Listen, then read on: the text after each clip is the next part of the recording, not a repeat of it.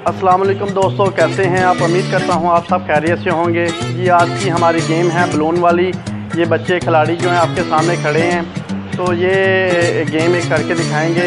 ठीक है जी, तो ये रेडी हैं बिल्कुल गेम के लिए। तो अपने बलून्स अपने एडजस्ट करें जहाँ पे भी करने हैं। अपने हैंड जो है अपनी गर्दन की बैक साइड पे कर लें। चलें जी, बिल्कुल रेडी हैं आप? चलें जी, 5 खिलाड़ी हैं। तो देखते हैं इनमें से जो इन 3 राउंड होंगे, 3 राउंड में फर्स्ट पोजीशन वाला कौन आएगा। ये फर्स्ट राउंड जाने वाला है। ठीक है ना जी, स्टार्ट 1 2 3 गो। शाबाश, से आते हैं ये तो। ठीक है, भी नहीं गिरा। चलें जी, अब सेकंड राउंड एक 4 हो गए जी। सेकंड राउंड पे एक खिलाड़ी जो हार गया। ठीक है ना जी, सेकेंड राउंड पे फर्स्ट पोजीशन पे आने वाले जो हैं वो फैज़ान।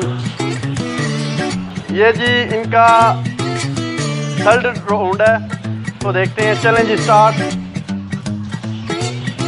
इसमें से खिलाड़ी हमारे जो हैं फर्स्ट पोजीशन पे आने वाले अपने हैंड एक गया जी। ये 2 खिलाड़ी फाइनल बचे हैं जी।